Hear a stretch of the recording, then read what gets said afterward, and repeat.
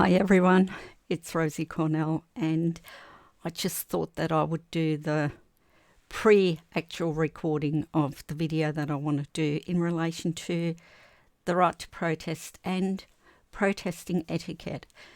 I think it's important to know that even though protesting is your right, you also have to behave yourself because otherwise things happen. So this is not legal advice. Watching this movie doesn't in any way, shape or form constitute legal advice. This is just me saying to you, take care out there. So I have next to me my handy criminal code, which I like to print them out so that I can have a glance at them during the day and just look things up. And I always download the latest version to see if they've made any changes without telling us, which normally they don't. But it's quite a comprehensive little thing when you actually look at it. So I like to have that with me, and of course all of the other acts that relate to everything else. Now, you can't be on top of all of the law, but ignorance of the law is no defence. So what I wanted to talk about when I do the video proper, so I'm just foreshadowing what I'm going to talk about, etiquette. When does a peaceful protest and your protected right end and police have every right to come in and arrest you? It's a biggie. And what we know from watching riots from around the world, including the Melbourne riots last year, where what the police were doing was really terrible.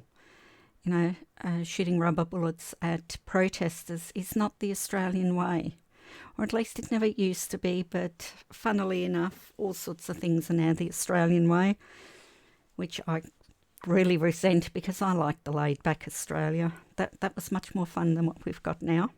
Just personal opinion, so don't shoot me. So one of the other things that we've noticed is that when you watch protests around the world, the peaceful protests can turn into a riot. And of course, as soon as it turns into a riot, that's it. Your protections under the peaceful protest laws are out the window. Now, I suspect, because most people who go and protest, especially if you've got your kids with you, the last thing you want is a protest to turn violent. And, normal people don't tend to do anything to undermine the protest. Your voice gets smaller the louder and more riotous you get.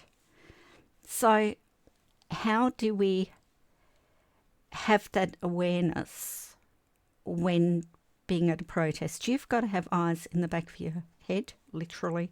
You've got to be really spatially aware, and you've got to be aware of what everybody around you is doing. And the reason I say that is because it is really easy for a fight to break down, 3 or 4 people next to you, and it spreads really quickly. If you've got children or small children or babies with you, you really need to be aware of that. Most people with babies and children tend to hug the outer perimeters, so they can get out of it pretty quick. But there are always people trying to undermine what you do. So they're doing it by calling you a loser, a moron, saying that. One of the things that's annoyed me about, the comments being made around the umbrella people here in Perth is, they're just the useless ones who, haven't got a job and they should just go to work. Most of these people at the protests have actually worked all their lives. Some of them are retired. Some of them showed up on their roster days off. It's not exactly the same group of people every day. There's a group, but not the same people are protesting every day. That's because they all have a life and they all do things. They work. They, look after grandchildren if they're retired. if you're retired and you are still active in your community, why shouldn't you go and protest? The right to protest exists for a reason, and it sounds like at the moment everyone is trying to get rid of the right to protest, which is terrible. So if you're going to go to the next big protest on the 18th of February, just keep in mind that when you're there, you've got to be aware of what everybody else is doing. That's critically important, because if there are agents, let's call them agents because we don't know the kind of people that go there. Online, we've got the trolls. The trolls online are just the morons that have gone from, annoying you and stirring trouble and heckling in real life to doing it online. The trolls are still there in real life, and I'm sure they show up at protests and other places where people gather just to disturb the peace and to start something to undermine what it is that people are doing. It doesn't take much to start a riot, and I haven't gone to a lot of protests, but I have gone to a few, and I always observe the people around me, and there will always be people using language that's inflammatory. They will tell stories that are aimed to inflame you, to get you angry. There are people who simply keep shoving others out of the way and being really rude. And once you get that in a high stress environment like a protest, especially if you think that the police are going to come in and stop the protest, then you're already on high alert, and people acting in that way are more likely to ramp up your negative emotions. And you've got to be aware of how you're feeling in all of this, because it is really easy to listen to all of the negative stuff that the government is doing, and they are doing negative stuff. There's a lot of people who have a dislike of a lot of the things that government in all its glory has done over the last 3 years. And there's a sense of hopelessness in the community because we vote them in, they do whatever they like, and we can't get rid of them. And it's just frustrating that, these people who got voted in on a platform have decided to throw out the platform and they're just going to do what they want. And because they have the numbers, there's no opposition.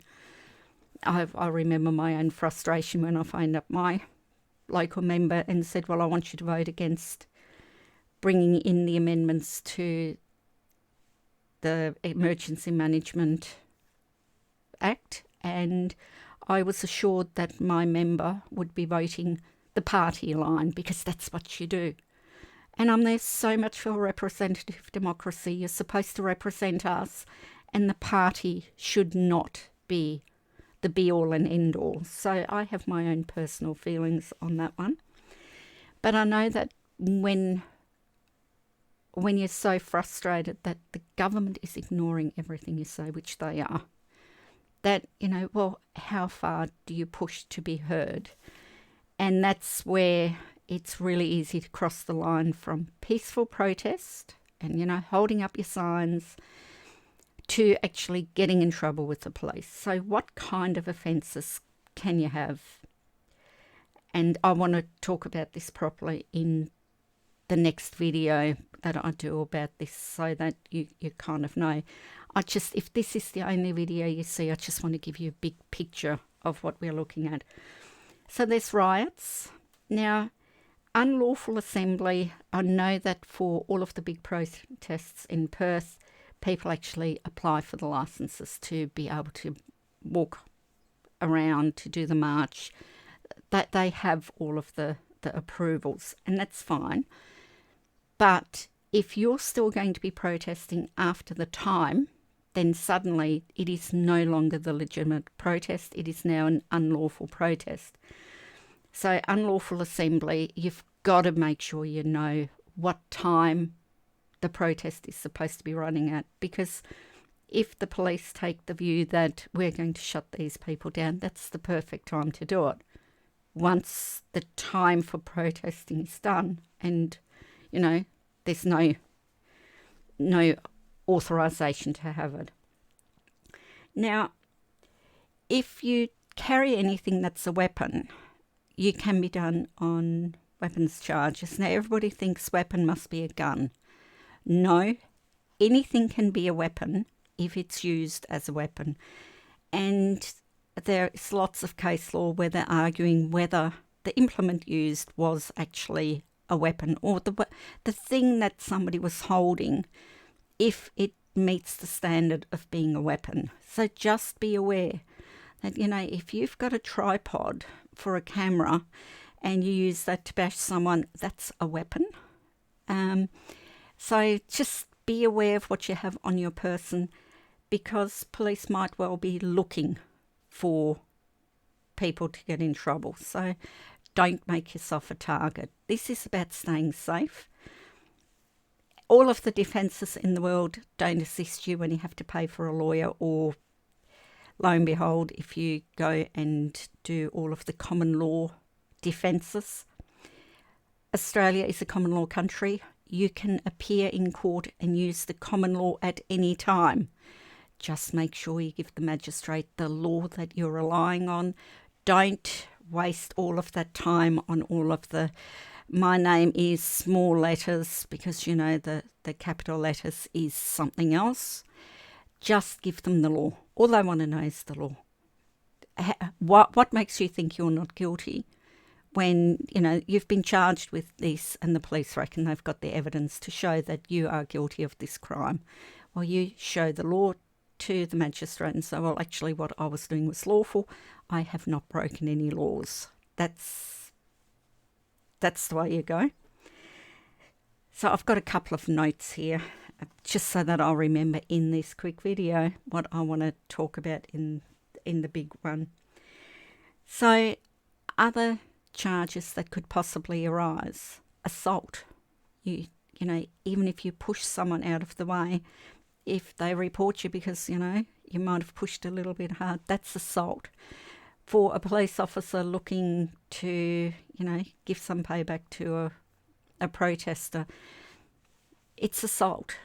So be careful how you move and where you move, and apologise if you happen to push into someone.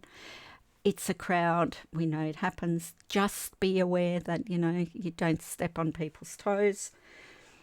Any threats that you make are not good. You can get charged with making a threat, and, if there are people who are aggravating you, don't threaten them. Don't threaten to punch out their lights. Just let them move on. Just say, that's your opinion, that's fine, and don't give them any more of your time. You are not there to interact negatively with the crowd. You're there to let the government know that you're not happy with the way the government's doing its job, and you've got to concentrate on that one thing, that you are protesting against government action. That's it. If there are people who are telling you things in the crowd that seem to be intent on upsetting you, do your best to ignore it, because they could well be someone who's trying to get you in trouble. It's not unheard of. It's happened before. I don't know. Can it happen in Perth? I would never say, it can't happen here. There's an awful lot of things that have happened in Western Australia over the last 3 years that I would have sworn on a stack of Bibles cannot and will not ever happen in Western Australia. But here we are. Another thing that you have to be really careful of, if the crowd gets out of control and there's criminal damage of any kind, they might just say, well, you were walking there and, there was no damage before you were there, but there's lots of damage after you left. We reckon you did it. And here's some vision we have of you doing something else. And it's going to be really hard to prove that you didn't do what they said. And, if you do any criminal damage, then, be aware there are consequences. They will be watching. They will be recording. They'll be, they will certainly be keeping an eye on protesters. And trespass, don't trespass on any property where they don't want you. If if cafes say, look, we don't want you here, we want you to move away from our tables because, you know, you're kind of scaring the customers, even though you may be on your way to or from the protest, if you are asked to leave, just move.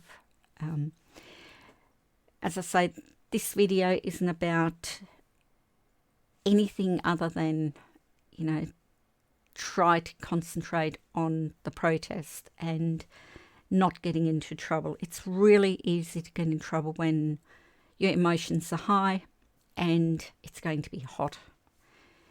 It's not a really good mix. So I thought I would do this quick video. I will do a longer one where I go into the actual law. And of course, obviously, the police have been talking to people about obstruction. So we need to, you know, if there's any police interaction, I know you do not have to give your name and address. And people keep saying, oh, but we don't have to. When I say just give them your name and address, it's not because you have to. Because if you're not breaking the law, they can't actually make you do that. The reason I say it is because then the police who know who you are and where you are, if they keep asking you anything, you just say no comment, or I don't want to talk to you about it, I want to get back to my protest. If they keep harassing you, the law is still on your side. If you don't give them your name and address, they're going to say, well, we reasonably suspect you of having committed this crime, and then you're done. And then it's a process to go to the court and to convince the magistrate that, well, actually, I was peacefully protesting. I didn't do what they said. It is a process. It's a long process, and it's stressful. And if you can avoid it, just avoid it. So I like to just say, look, they're going to know who you are anyway. You tell everybody who you are all the time. Police can't abuse that information. Having said that, they often abuse information, as the QR codes so clearly illustrated. But the law is on your side. So if they do abuse it, then they have to pay you compensation for it. So there's always quid pro quo somewhere along the line.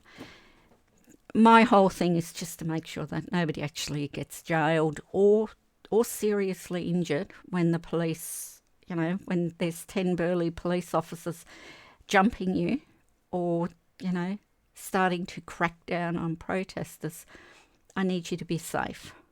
I need everybody to be safe so that we protect the right to protest, and the police are shown, you know, if there are bad actors within the police that day, they'll be shown as being bad actors. And that's the sweetest revenge, probably, is that those police officers who invariably overstep the mark because they can, let's hold them to account. Anyway, I will do a longer video. I just wanted to do a really short one to just give you an idea of the kind of charges. In Western Australia, it's a very serious offence if you're accused of assaulting a police officer. Well, it's a public officer, which means ambulance drivers and other public officers.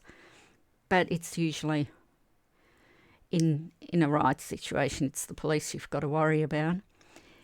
And I do know of women, largely this cohort is women, who are set upon by police after the protests are done. Don't leave anybody behind. If you see someone who's slow, just hang around and wait for them and walk away with them. It shouldn't be an issue in the city, but it has certainly been an issue outside of Government House. There's a video out about that, so you know that's clear vision there. And there was one who was assaulted by police after leaving a protest up at, I think it was Dumar House. So it does happen. It shouldn't happen. Absolutely should not happen in Western Australia. I think any police officer who does that should be very, very ashamed of themselves. You know, I should really put on my granny glasses and, you know, my stern teacher, or, you know, let me be a stern nun and really read you the Riot Act, because it's unacceptable for police officers to abuse the public in any way, shape or form, and then make up offences. I find that offensive. Anyway, that's my rant for today. I will try and get the proper video done, especially when it's not so hot. I can either choose to have the air conditioner, which means you can't hear me talk, or I can sit here in the heat, which I chose that one, which wasn't a good idea, but never mind. So I'll talk to you later. As I say, if this is the only video that you see, caution. It's just be cautious when you're out there, because, you know, people have gotten in trouble for never ever doing anything wrong, and the more that you can arm yourself with the kind of things that could go wrong, so that you have that awareness, just spatial awareness, be aware of everything around you. Pretend you're a master spy, if you like, to raise your level of awareness, so that you can spot trouble before it comes at you, and you can move out of the way. And all of the protests in Perth, as far as I remember, have all been peaceful. And the trouble started in the eastern states was started by police. I absolutely believe that. It was the police starting the trouble. It wasn't the protesters. Protesters have nothing to gain from starting this trouble. So there's something else going on there. Stay safe out there, and we'll talk soon. Catch you. Bye.